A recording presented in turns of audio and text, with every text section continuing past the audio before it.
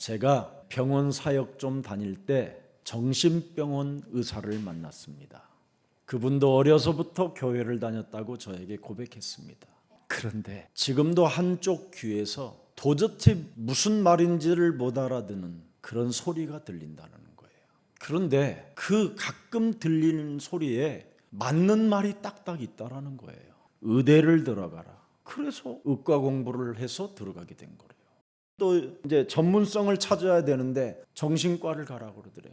그래서 자기가 전문인이 됐대요. 근데 해결이 안 되는 거예요. 늘 괴로운 거예요, 이 사람이. 그래서 저는 전도자라고 이야기하면서 이제 메시지를 나누게 된 겁니다. 그런데 이분이 중요한 말을 했어요. 목사님 자녀들이 자기 병원에 많이 온다는 거예요. 그리고 목사님의 사모님들이 단골 손님들로 온대요.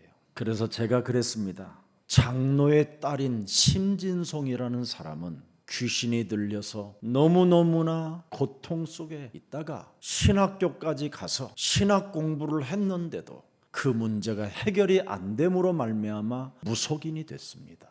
알고 계시냐고 그랬더니 사람들에게 점을 쳐주고 바른 길을 인도해 주는 것처럼 광고 같은 걸 많이 봤대요. 그 사람은 지금 굉장히 저주 가운데서 고통을 받는 것이다. 그러나 언론들은 그를 광고하는 것이다. 이게 세상이고 이게 거짓된 어둠에 잡힌 자들이 하는 짓이다. 여러분 안녕하십니까? 특히 아주 두드러진 활약을 보인 화제 여성들을 만나보는 그런 특집 프로그램을 준비를 했습니다. 예.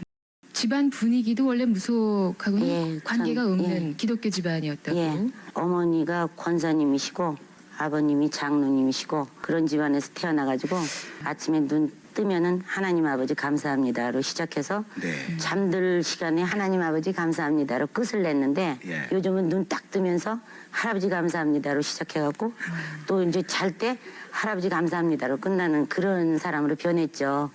우리 집에는 기독교인들이 와도 굉장히 반가워할 수 있을 정도로 크리스마스 추리가 해마다 해놔요. 근데 뭐 한 번도 안 해본 적이 없어요. 무당 되고 나서도 계속. 그렇다면 그런 가풍 속에서 그 신내림을 받으셨다면 상당히 개인적인 갈등도 심했을 것 같고 가족들 간에 물론 상당히 이단시 됐을 것 같다는 뭐 짐작이 되거든요. 2단 정도가 아니라 이제 저희 어머니가 늘 나 이제 무녀가 되고 나서 사탄의 왕초 어머니의 임종을 못 볼 정도로 어머니가 날 싫어했고 어머니가 또 쓰러지게 된 동기도 저 때문에 쓰러졌고 그러니까 저는 마음의 고통을 참 많이 받고 종교의 갈등, 정신적인 거, 하여튼 모든 그 육체적인 거 병을 앓기 시작한 것서부터 모든 걸 다 겪어서 90년 이상 살았다고 이제 제가 생각을 하거든요. 그것은 본인이 잘 모른다는 말씀을 하셨는데 귀신 들린 현장이 지금 완전 뿌리내리고 있는 겁니다. 뭐 초능력자들은 말할 것 없고요 지금. 그래서 자꾸만 만들어지는 게 종교들입니다. 오늘 나의 근본 문제 해결하지 아니하면 목사도 결국은 정신병에 걸려서 종교 문제를 만들어내는 겁니다.